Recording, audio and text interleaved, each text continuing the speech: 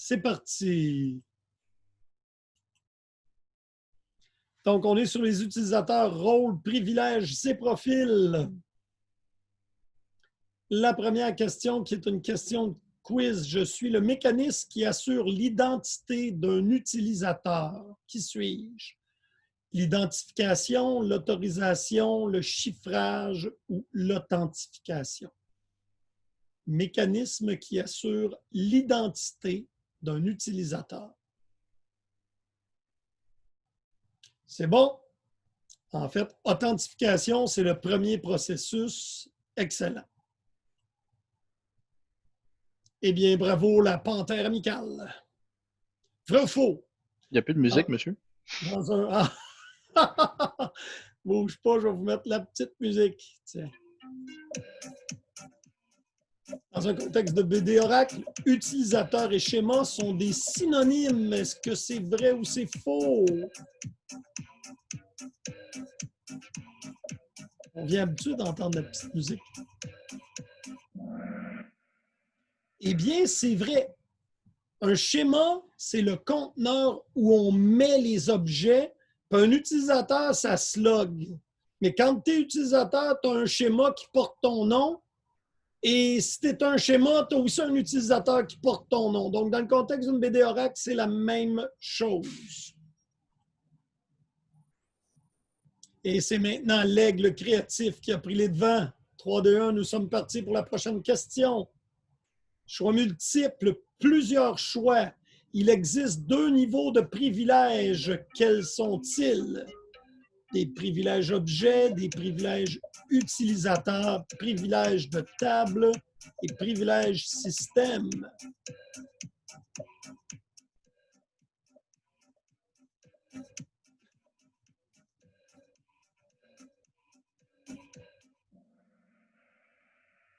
Eh bien, bravo, ceux qui ont eu objet et système. Il y a 2 niveaux de privilèges, des privilèges objets, donc celui qui a le mot-clé on, et des privilèges système. Puis les privilèges de table, entre autres, c'est un privilège objet. Oh, l'aigle créatif a 3 bonnes réponses collées. Bravo! On est parti. Choix multiple. La taille maximale du nom d'un utilisateur avec une faute d'orthographe ne devrait pas avoir de E ici. Est de 20, 25, 30 ou 35.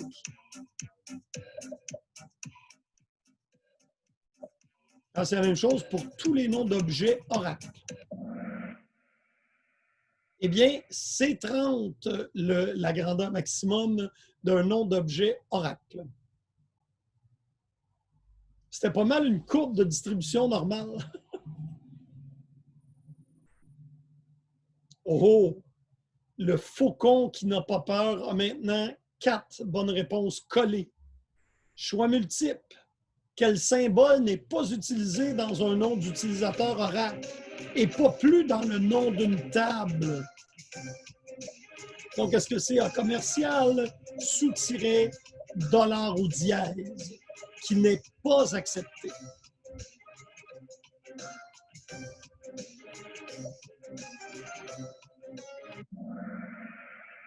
C'est arrobas qui n'est pas accepté. Sachez donc que le reste sont tous des symboles valides.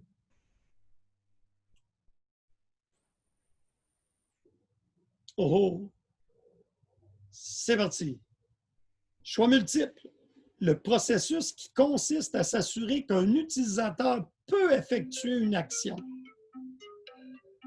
Est-ce que c'est l'autorisation, l'identification, le mot de passe ou l'authentification?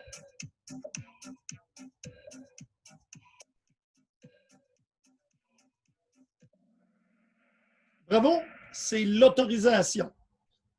Alors, l'authentification, on s'assure de votre identité et l'autorisation, on s'assure que vous pouvez faire une action.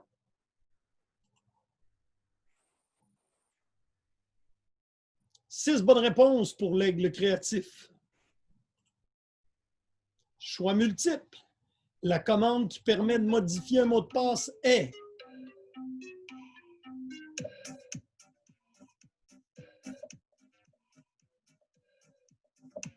J'ai mis beaucoup d'efforts à choisir des photos qui s'appliquaient, si vous le remarquez.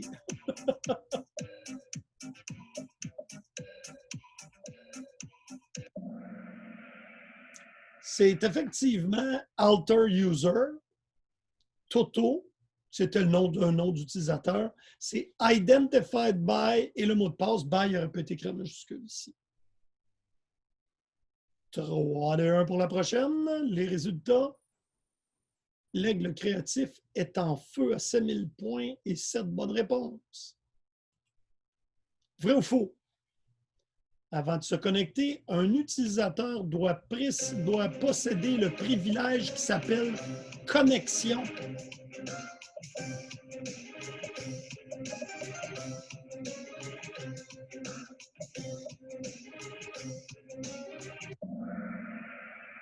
Eh bien, c'est faux. Le privilège, comment s'appelle-t-il pour ceux qui ont dit c'est faux? Session. Create Session. Il est en 2 morceaux le nom du privilège.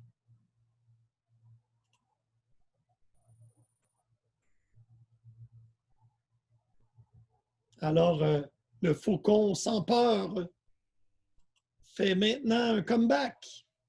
Le privilège Create Session seul ne permet pas à un utilisateur de se connecter.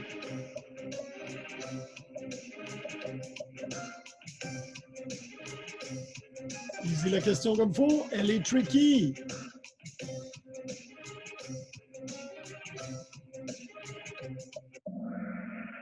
Eh bien, c'est faux. Alors, ça, c'est une question.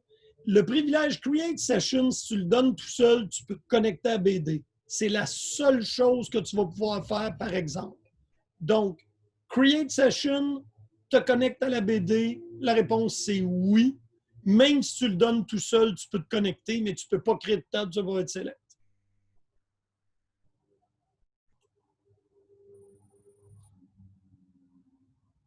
La panthère aimable, 5 bonnes réponses en ligne, bravo.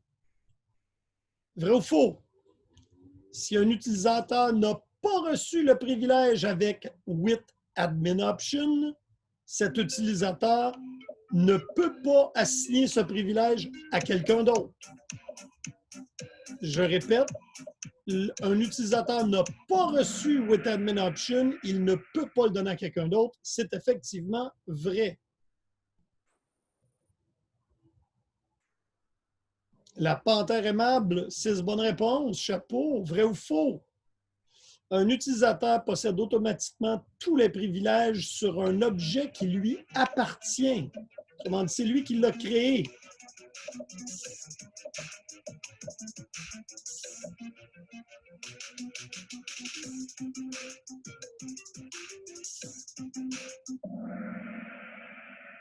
Si tu crées un objet, tu possèdes donc tous les droits sur cet objet.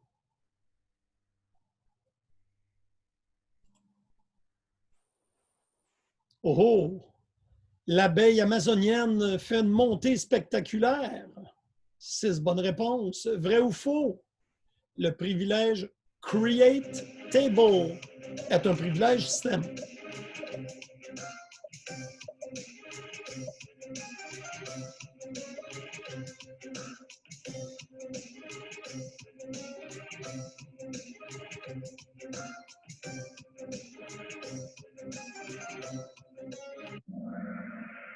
Vrai. Alors, Create Table te permet de créer n'importe quelle table, théoriquement n'importe où. Ce n'est pas spécifique, il n'y a pas le mot on quand on le donne. Alors, c'est un privilège système.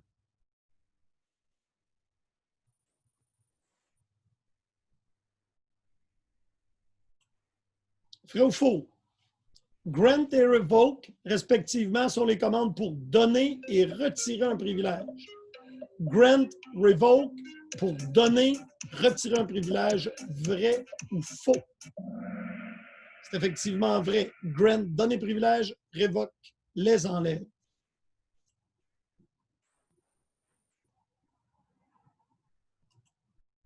Vrai ou faux encore? Grant select on Scott.employé to demo 1 est un exemple d'accord d'un privilège système.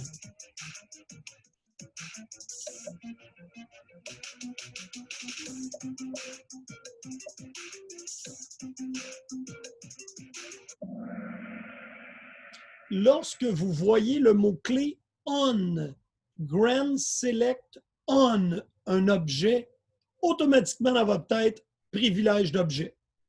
Je le répète, lorsque vous voyez un grant privilège on un objet, c'est un privilège objet.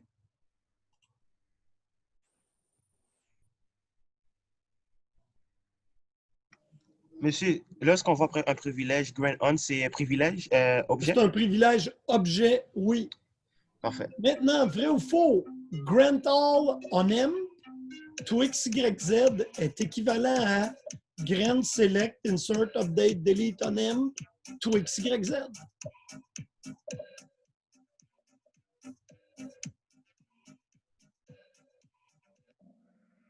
C'est effectivement vrai. Et ici, risquez-vous, est-ce que c'est un privilège objet ou c'est un privilège système? Objet. Parce qu'il y a le mot-clé on. Effectivement, bravo. Oh, l'Impala Groovy qui remonte. Vrai ou faux? Un rôle permet d'accorder plusieurs privilèges en même temps à un utilisateur. Une question indirecte, mais qui devrait vous être claire.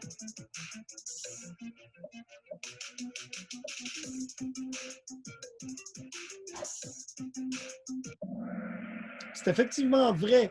Je donne plusieurs privilèges au rôle, puis en donnant ce rôle-là à un utilisateur, je lui donne tous les privilèges que j'avais donnés au rôle. Excellente compréhension des rôles. Eh bien, le faucon court après l'aigle. Vrai ou faux? La commande pour créer un rôle est create, nom du rôle. Create a role, nom du rôle.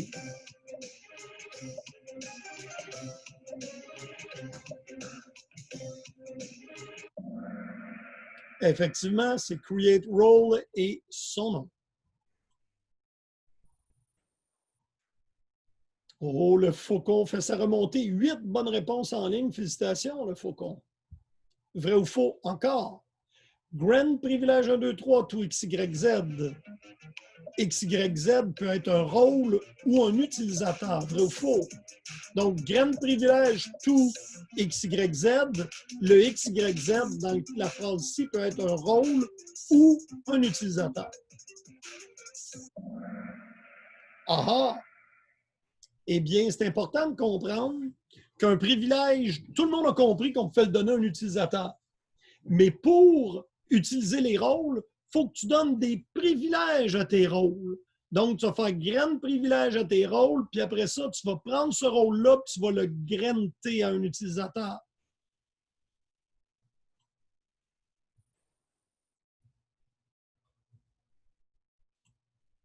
Vrai ou faux encore? Lorsqu'un utilisateur possède un rôle, il n'est pas actif, à moins qu'il ne soit par défaut. Vrai ou faux? On a eu ce problème-là en classe, d'ailleurs.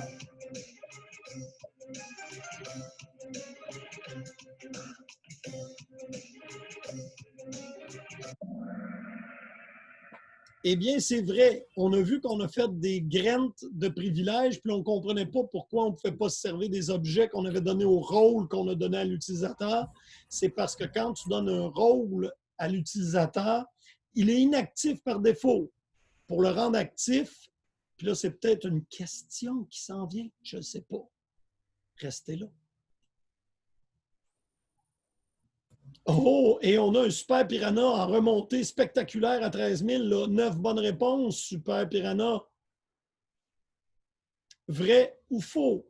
La commande pour activer un rôle est Activate Role et le nom du rôle. Mais justement, on pouvait activer un rôle sans que ce soit par défaut par la suite. Et voilà, sauf que, est-ce que la commande, c'est Activate Role? Ceux qui ont répondu faux, savez-vous c'est quoi la commande pour activer un rôle un coup que tu es connecté comme l'utilisateur? 7 rôles, quelque chose. C'est effectivement 7 rôles. Activate role, ça n'existe pas. C'était 7, bravo. Mais ça ne le met pas comme rôle par défaut. Non, pour le mettre comme rôle par défaut, il faut que tu fasses un alter user. Bon point.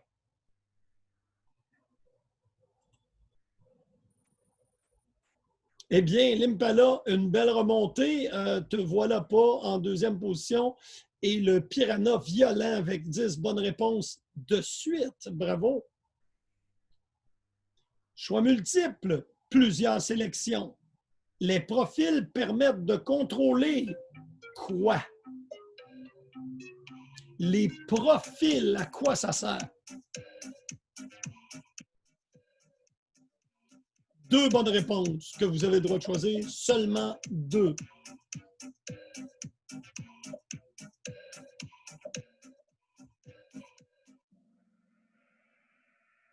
Bon, les 2 bonnes réponses, on a 4 et 6. Alors, premièrement, l'accès aux tables, j'aimerais que vous me disiez, c'est quoi qui permet de contrôler l'accès aux tables?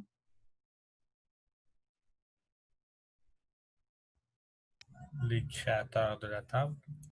Mais quelle entité, c'est qu'est-ce qu'il faut que je fasse pour que quelqu'un ait accès à une table? Qu'est-ce qu'il faut que je lui Village, donne? les rôles.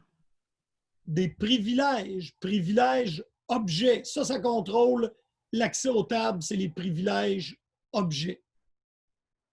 Méthode d'authentification, c'est quand tu crées le user, create user, le nom, identified by, c'est ça qui contrôle la méthode d'authentification. Donc, les profils, c'est là pour les paramètres de mot de passe. La complexité, l'âge, l'historique, quand est-ce qu'il faut que tu le changes, tu mets ça dans un profil. Et aussi l'utilisation de ressources. Combien de sessions peut avoir un utilisateur? Combien de temps la session peut être là sans être active? Alors, les profils, 2 choses, les ressources et les fonctionnalités pour le mot de passe.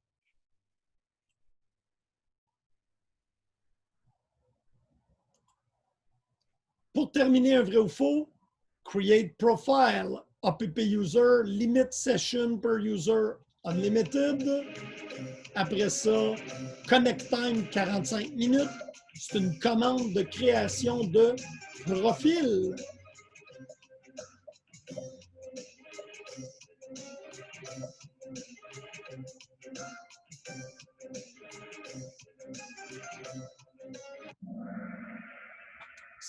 La réponse, c'est oui. Mais après que tu l'aies créé, le profil, qu'est-ce qu'il faut que tu fasses pour que les utilisateurs l'aient? Like, set role. Il faut que tu modifies le user pour y donner ton profil. Alter user profile, le nom du profile. Alors, on va regarder le résultat. Eh bien, en 3e position, le Faucon sans peur. 2e position, l'Impala Groovy. Et finalement, le numéro 1, le gagnant incontesté, c'est l'Aigle créatif.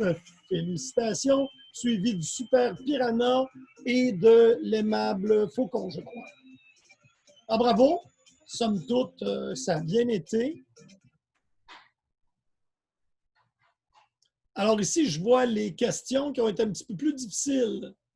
La question, ça a été, les profils permettent de contrôler quoi? 2 choses. Les paramètres des mots de passe, autrement dit, leur âge, la complexité, si tu as le droit de les réutiliser, tu mets ça dans un profil. Et deuxièmement, les ressources que tu peux utiliser en tant qu'utilisateur, le nombre de connexions, le temps que tu peux rester sans faire d'activité. La question numéro 2, dans un contexte de base de données Oracle, ça c'est spécifique à Oracle, un utilisateur, c'est égal à un schéma. Parce que le schéma, qui est le contenant de tes objets, porte le même nom que l'utilisateur. Mais un schéma, ça ne peut pas se loguer. 2 niveaux de privilège. Ça, je suis surpris. En fait, probablement parce qu'il y avait 2 réponses à choisir, là, des privilèges objets et des privilèges système. Bon, celle-là était vraiment tricky. Avant de se connecter, un utilisateur doit posséder le privilège connexion. Pas tout à fait. Le privilège pour te connecter, c'est Create Session. Et la taille maximale d'un nom d'utilisateur, et soit dit en passant, c'est pareil pour tous les noms d'objets Oracle. Les vues, les tables, les index, c'est 30 caractères. Est-ce qu'il y en a qui ont des questions suite au Kahoot? Alors, qu'est-ce qui va se passer avec le quiz de la semaine prochaine, mardi? On commence avec ça. Moodle, il va y avoir probablement 20 questions tirées des deux catégories, soit le cours 1 et le cours 2. Je répète, donc, quiz mardi, 10 questions sur l'architecture, 10 questions sur le cours 2, qui est les privilèges et les rôles. Est-ce qu'il y en a qui ont des questions? Donc, monsieur, c'est un quiz de 20 questions, si je comprends bien, c'est ça? Oui. OK. 20 questions, 30 minutes à peu près. Parfait. Puis, c'est 80% des questions, c'est dans les deux Kahoot qu'on a fait. Oui, exactement ça. C'est bon. Donc, je m'attends à avoir une moyenne là, dans les 70. Alors là, il est exactement 3h27. On se retrouve à peu près à 1h35, la gang? Parfait. C'est parfait. Parce qu'il y en a qui ont même pris la peine de me remercier. Je ne sais pas si c'est dans ce cours-là, mais de rendre les cours disponibles parce que ça les aidait. Alors, ça me fait plaisir. S'il y a d'autres choses que je peux faire pour vous aider, ne vous gênez pas. Faites-moi des suggestions. Je vais essayer de garder le maximum. Je sais que ce n'est pas facile, les cours en ligne. Alors, je vais être sûr que vous bénéficiez de l'aide maximale, que ce soit mon temps ou que ce soit du matériel pédagogique. Monsieur, Oui, vas-y, Christian. j'ai une amie qui est avec l'autre prof en sécurité. Oui? Comme, elle n'aime pas la manière de comment il enseigne. Pour elle, je ne sais pas si c'est un gars ou une fille, je n'ai pas demandé. Mais puis elle veut savoir si je pourrais lui donner les enregistrements que vous faites parce qu'elle trouve que vous expliquez bien. OK. On nommera pas personne. Ça me fait plaisir. Les vidéos que je vous donne, s'il vous plaît, distribuez-les pas at large. Mais s'il y a des gens dans un autre cours qui veulent aussi mon matériel, des fois, tu l'entends dire d'un professeur, tu as de la difficulté à le comprendre, tu le vois d'un autre, tu comprends mieux. Moi, je prends la peine de mettre mes vidéos sur YouTube, je ne les mets pas sur Teams pour cette raison-là. Alors, tu peux y envoyer mes URL de vidéos. La playlist du cours, elle est publique. Elle s'appelle Sécurité des applications, je crois. Alors, ça me fait plaisir. Si elle veut me suivre, elle va même être avisée à toutes les fois que je dépose.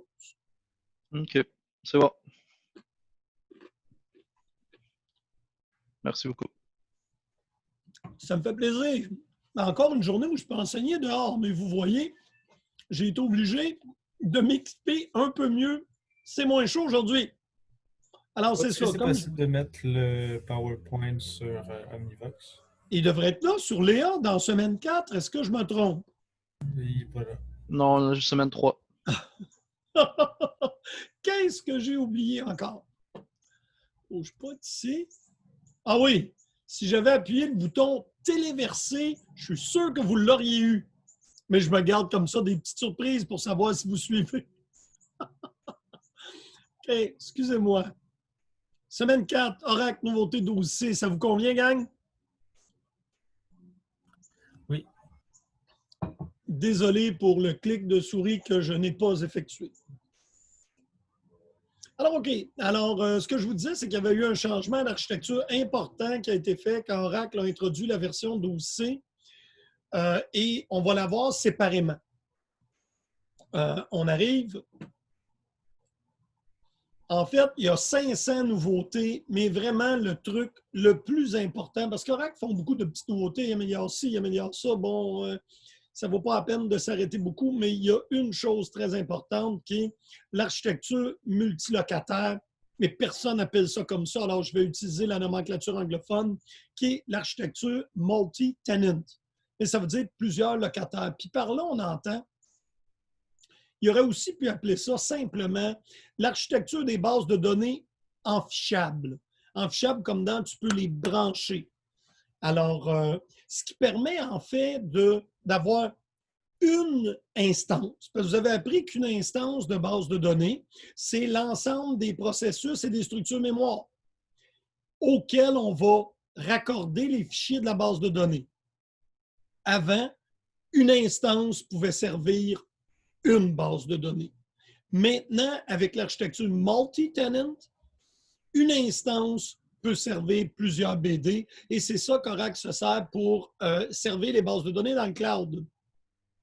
Alors, on va regarder comment c'est fait, puis après ça, on va manipuler à l'aide d'SQL développeurs et comprendre comment se connecter dans la base de données centralisée ou comment se connecter sur les petites bases de données enfichables qu'Oracle appelle des pluggable databases.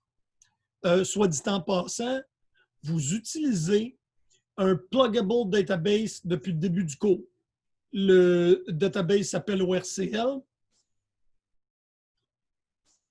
Vous avez aussi utilisé dans le cours d'application web un pluggable database. Donc, vous avez vu que c'est très transparent. Tu ne vois rien. Si tu ne le sais pas, toi, une base de données pluggable, ça t'apparaît comme une base de données Oracle normale. Et voilà l'architecture d'un CDB. Je m'explique. CDB, Container Database. La base de données qui est en haut, la grosse qu'on voit autour, et en dessous, on a des petites bases de données qui viennent s'enficher, se brancher, si vous voulez, dans la base de données principale. Alors, on voit ici ce qu'ils appellent le CDB, et à l'intérieur, je vois 3 petits pluggable database ou PDB. Un qui s'appelle Seed, qui est un PDB template, si vous voulez, ou gabarit, qu'on peut servir pour créer un nouveau. Et là, j'ai HR, ressources humaines PDB et Sales PDB. On peut nommer des administrateurs pour les PDB qui ne sont pas nécessairement les administrateurs du CDB qui est en haut.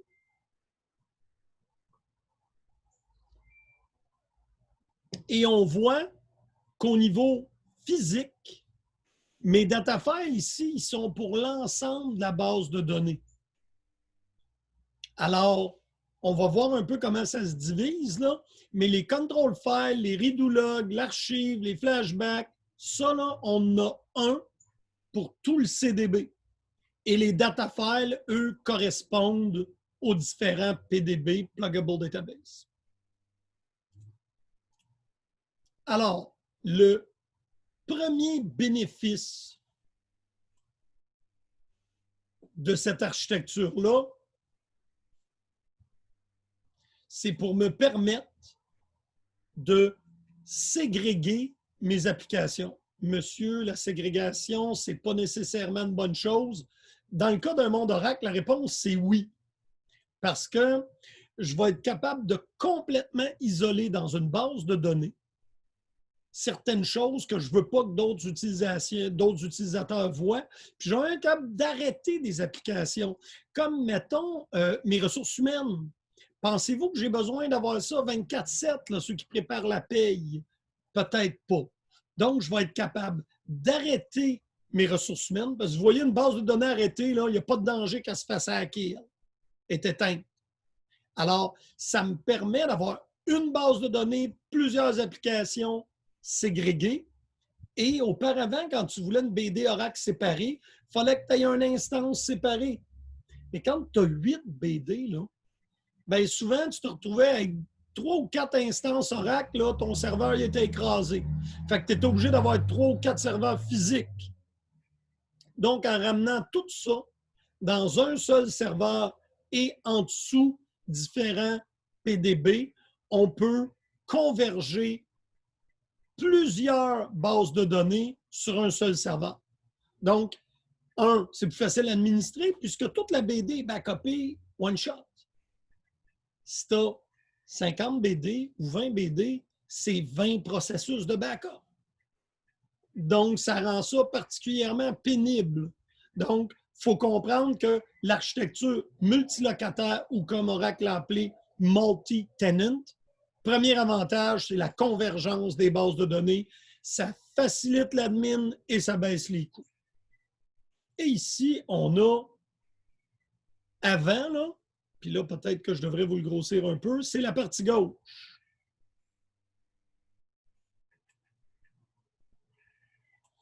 Donc, vous voyez ici, j'ai besoin d'administrateurs de base de données et une application, une BD.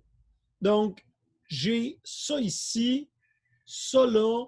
J'ai probablement ici besoin de 5 serveurs pour opérer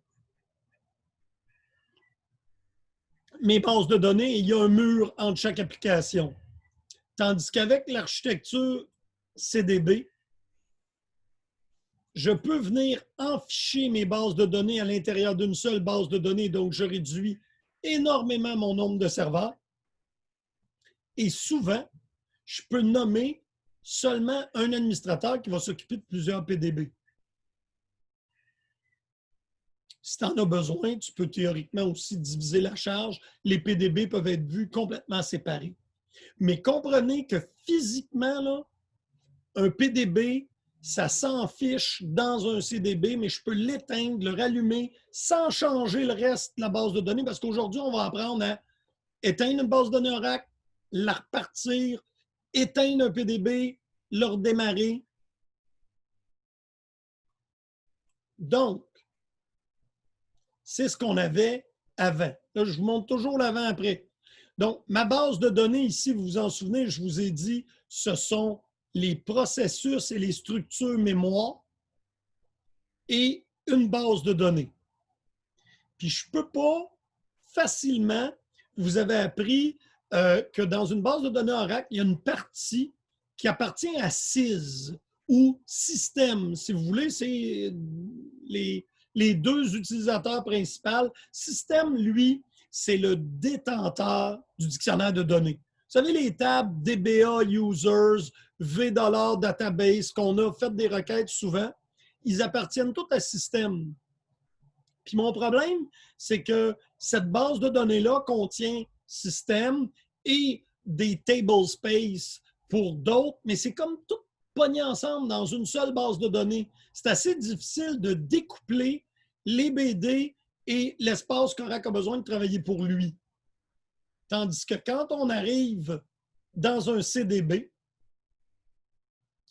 on va avoir ce que je vous disais, c'est que le PDB partage toute une seule structure de mémoire avec les processus et il va m'être facile de créer un nouveau PDB ou même de faire un clone d'un PDB existant. Donc, vous voulez faire, par exemple, une mise à jour importante à une application que vous avez mis dans un PDB tout seul. Tu le prends, tu clones. Ça clone tous les utilisateurs de l'application aussi, là. Et tu vas être capable d'upgrader ça, de te connecter comme un utilisateur et de tester la fonctionnalité de ton application. Ça ne marche pas, tu ne mets pas le PDB en production, tu le fermes, les gens continuent d'utiliser l'ancienne version. S'il fonctionne, tu fermes l'ancien PDB, tu utilises le nouveau qui est upgradé. Donc, ça permet facilement de basculer entre deux PDB. Mais monsieur, Oui. les utilisateurs, quand nous, on change, exemple, de l'ancienne à nouveau, eux, ils ne vont pas avoir, je ne sais pas, un message pour dire que c'est une nouvelle version ou quelque chose? J'aime ça, ta question. Si on regarde mon SQL développeur, vous souvenez-vous, je vous fais toujours loguer @ORCL. Ici, je sais que c'est petit, là, laissez-moi vous l'amener sur l'autre écran. Donc, quand on se logue, vous vous loguez ici à ORCL. Voyez-vous ici, j'en ai créé une nouvelle. Là, je l'ai détruite, fait que je vais en profiter pour défaire ma connexion.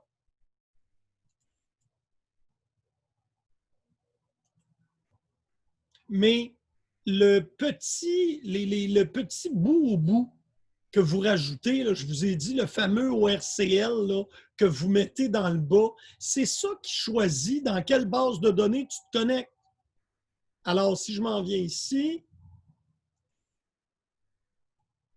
le nom du service, dans le cas d'une base de données multi-tenant, multilocataire, ça lui dit où est-ce que tu te connectes. Alors, le même utilisateur @ORCL, je pourrais l'avoir @ABC. ABC serait un nouveau pluggable database. Donc, tout ce que tu auras à dire à tes utilisateurs, c'est maintenant, quand vous vous connectez, la partie du service, ça se trouve à être, mettons, New Database. OK, ouais. OK. C'est vraiment cool. Tu n'as pas à recréer les utilisateurs, tu n'as pas rien à faire. C'est réglé. Puis le vieux, après, tu vas être capable de le jeter. Puis si ça n'a pas marché, ton upgrade, c'est pas grave. Tu te connectes sur l'ancien. OK, OK. Tu sais, là, tu peux me dire, oui, mais monsieur, on peut faire un peu la même affaire qu'une VM. Oui, mais une VM, il faut que tu aies une adresse IP, il faut que le monde se connecte dessus. Ça rend ça assez compliqué. Si tout ce que tu veux, c'est un autre BD. Alors, avec les PDB, on va voir comment en cloner une. Je vous le dis, là, ça prend 2 minutes. Là. Puis vous allez voir que tous les utilisateurs que j'avais dans la base de données numéro 1 se retrouvent automatiquement dans BD numéro 2. Je n'ai rien à créer. Tous les droits, les privilèges, les rôles, tout est là.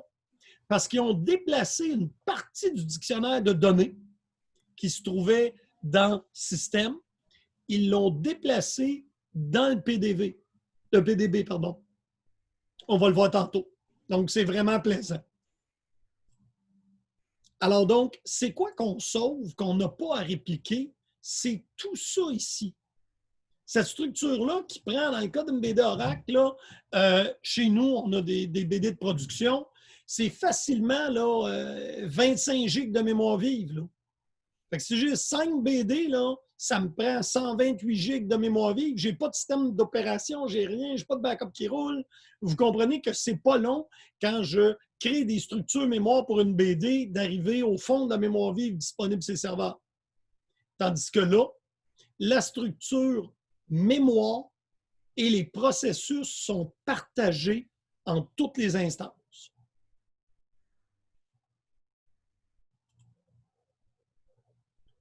Qui plus est, c'est là où je vous disais, c'est vraiment cool. Dans mon PDB, vous reconnaissez les tables qui sont nos tables favorites, DEPT et EMP. Elle se trouve dans notre PDB ORCL, right? Tout le monde s'est connecté comme Scott dans ORCL et ont trouvé leur objet. Mais on met aussi les OBJ $ qui sont les tables d'Oracle des objets et des utilisateurs, les tables. Alors, les utilisateurs qui travaillent dans un PDB sont créés dans le dictionnaire de données du PDB. Ce qui se trouve être vraiment cool parce que quand j'en ai besoin ailleurs, ils sont tout créés. On va de toute façon faire un test et le démontrer.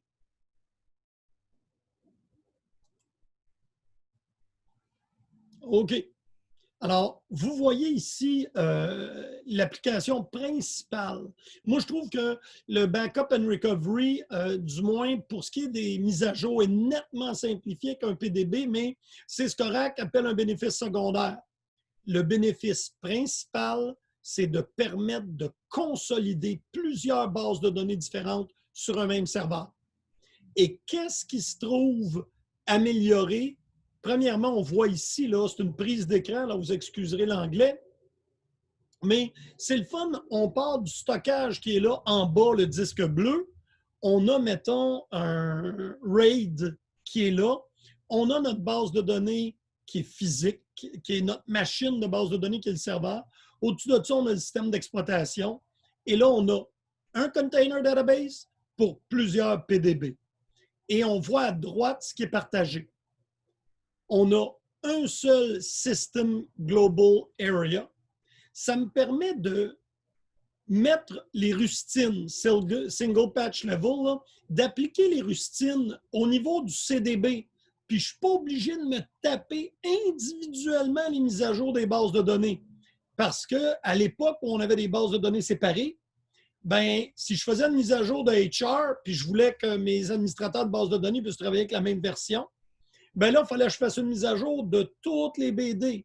Vous comprenez que c'est pas mal plus simple d'en upgrader une seule. Ensuite, ça simplifie pas mal le backup and restore parce que je suis capable de ramasser tout ça d'un coup. Puis on va voir comment on peut gérer les ressources au travers les PDB. OK. D'autres améliorations intéressantes. Premièrement, tu peux mettre des colonnes de tables en mémoire. Ils vont exister sur disque aussi, mais ils vont être persistants en mémoire, ce qui va te permettre d'accélérer beaucoup les requêtes. Ça arrive avec de très grosses BD. C'est sûr que DEPT et EMP ne bénéficieront pas de ça.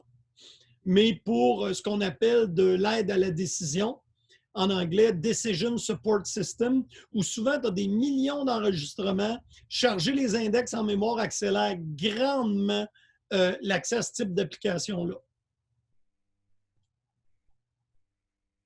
On a maintenant la capacité de protéger des données en les cachant aux utilisateurs si tu fais des selects.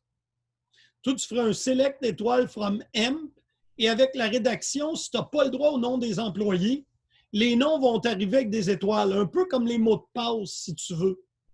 Alors, c'est une nouvelle fonctionnalité qui permet au DBA de dire, mettons, les numéros de carte de crédit, les numéros d'assurance sociale. Il n'y a personne, sauf cet usager-là et cet usager-là qui a le droit de les voir. Toutes les autres qui font des recherches sur la table, mettons, des employés, vont recevoir étoile, étoile, étoile, étoile, ne pourront pas voir les données.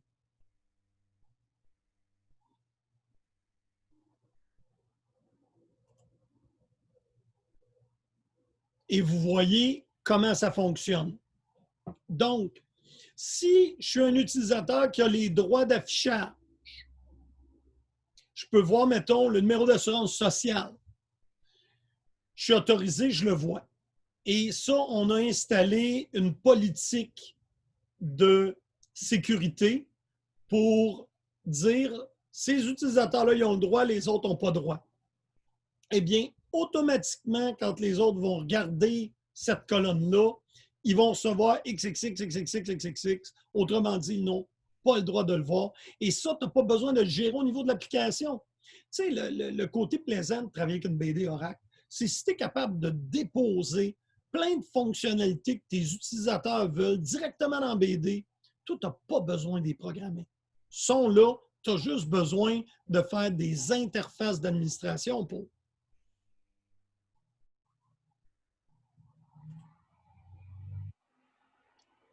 Amélioration pour l'administration de la base de données. On y passe rapidement. On a premièrement les colonnes invisibles duquel invisible, oui. Invisible. Tu ne peux pas y voir. Tu peux indexer différents types d'index sur des colonnes. Bon. Génération d'un log sur tout le DDL. Avant, le Data Definition Language, tu ne pouvais pas le mettre dans un log. À ce temps, tu peux. Fait que tu es capable de rejouer le log si tu as besoin de le recréer. Tu as des nouveaux privilèges dont on va se servir pour faire des backups. On peut faire des commandes SQL avec Airman. Airman, on va en parler dans un prochain cours, mais c'est le Recovery Manager. Tu peux récupérer des tables avec Airman. Avant, tu pouvais juste récupérer un schéma. On peut limiter la taille des structures en mémoire, déplacer un fichier actif et voilà. C'est les parties importantes. De toute façon, je vais préparer un caout sur ça. Ne vous inquiétez pas pour savoir, monsieur, c'est quoi qui est important qu'on sache. Et là, on a amélioré Airman parce qu'il y a un nouveau privilège qui s'appelle sysbackup que tu peux donner à quelqu'un qui ne donne pas d'autre droit que de lancer un backup. Il n'a pas le droit, lui, de voir le contenu. Vous comprenez que la personne responsable des backups, bien, si elle peut juste utiliser le processus pour le backup et le backup est chiffré, elle ne pourra pas avoir accès aux données. Et dans certaines entreprises, vous comprenez que c'est extra important. Donc, tu peux être l'administrateur des backups et tu as le droit de lire aucune table avec un select. Tu as eu de l'amélioration à l'interface SQL. On va voir le SQL-CL aujourd'hui. Bon, tu peux récupérer une table en date d'avant-hier. Il arrive de quoi? Il y a un traitement automatisé qui a roulé dans la nuit. Ça l'a brisé une table avec Recovery Manager. Tu vas être capable de faire Recover Table à hier. Duplication d'une base de données active, ça va plus vite. Restore, recover des fichiers de données au travers le network. Avant, tu ne pouvais pas. Il fallait que ce soit des disques attachés. Les snapshots, la même chose. Et ça ici, si tu veux aller voir, et je suis curieux, on va voir qu'est-ce que ça a l'air. C'est un guide de référence interactif. CTRL-C. Je ne sais même pas si c'est encore valide. On va s'assurer que c'est encore joli à regarder.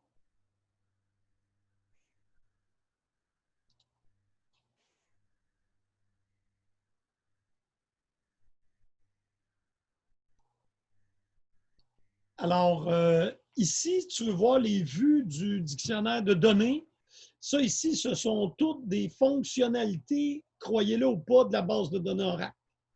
C'est assez énorme. Et les opérations Recoverable Operations, c'est toutes les structures de table pour supporter tout ça. Il y en a pas mal.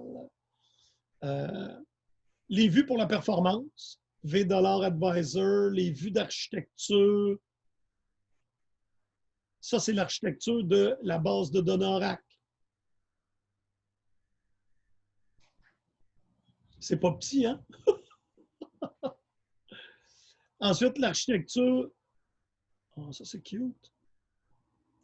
Je vais le partir en PDF.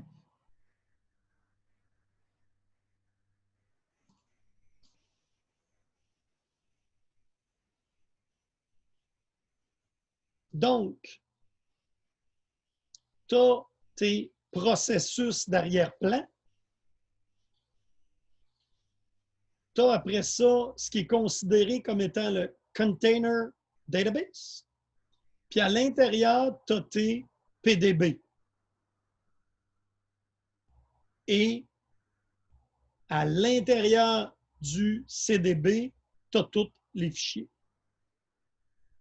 Alors, chaque PDB, vous me dites, oui, monsieur, vous m'aviez dit que le dictionnaire de données était séparé, il n'était pas dupliqué, il ne l'est pas.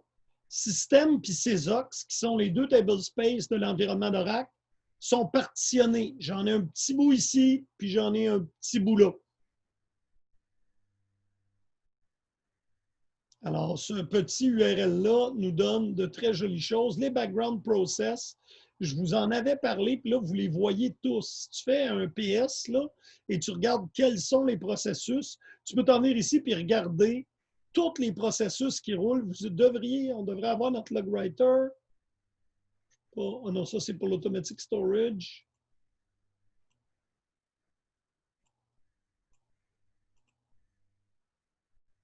Bon. Dans le général, on a notre database writer, notre log writer.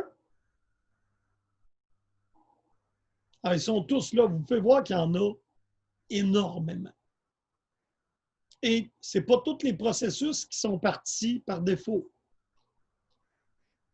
Alors, c'est cute. Pour les curieux qui désirent en connaître un petit peu plus sur les BD Oracle, ben, vous avez un petit référentiel interactif en ligne avec le URL dans le PowerPoint. Il est 4h05, de retour 4h10. Alors, petite pause sur l'enregistrement.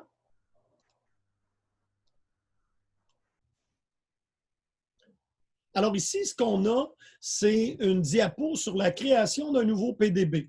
Je vais attirer votre attention sur la boîte rose qui est à gauche, qui est le seed.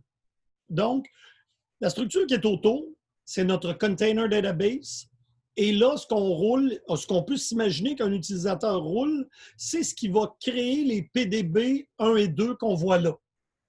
Et c'est une commande qui est Create PDB que je vais vous montrer à l'interface d'SQL Developer. Moi, quand il y a une interface graphique, je vous informe que la commande existe.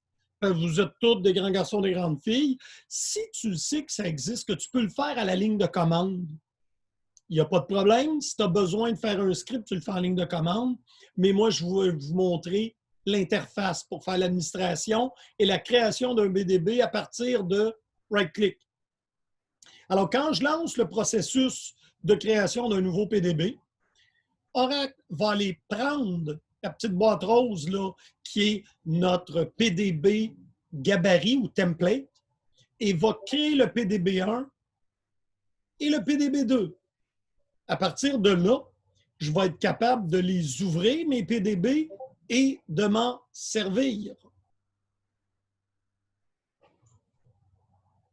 Et on va le faire tantôt à l'interface SQL. OK. Maintenant, on a assez parlé.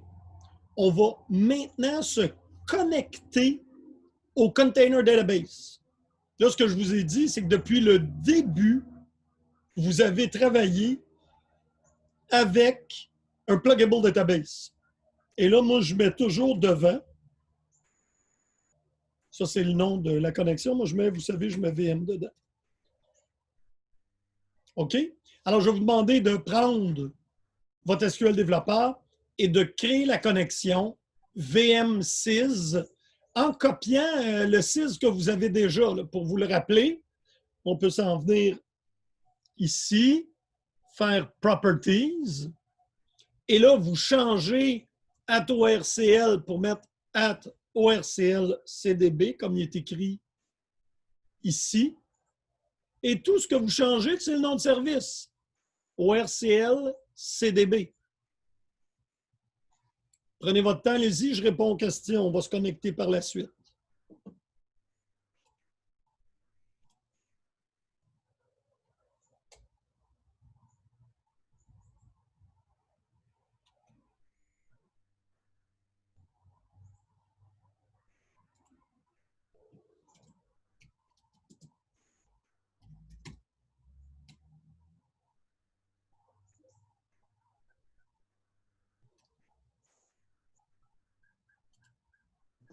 Monsieur, Oui, le mot de passe reste le même, hein? oui, tu laisses tout pareil, effectivement. Il est déjà créé. Là. On n'a pas besoin de le créer, il est déjà là.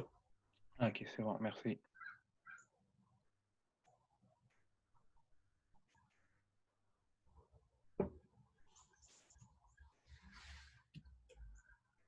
À partir de là, vous devriez être capable de cliquer sur la connexion, bouton de droit, Connect pour la lancer, puis ça va vous ouvrir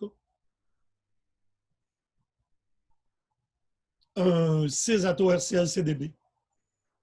Alors, je donne encore 2 minutes pour effectuer cette opération-là et pour lancer la feuille de connexion.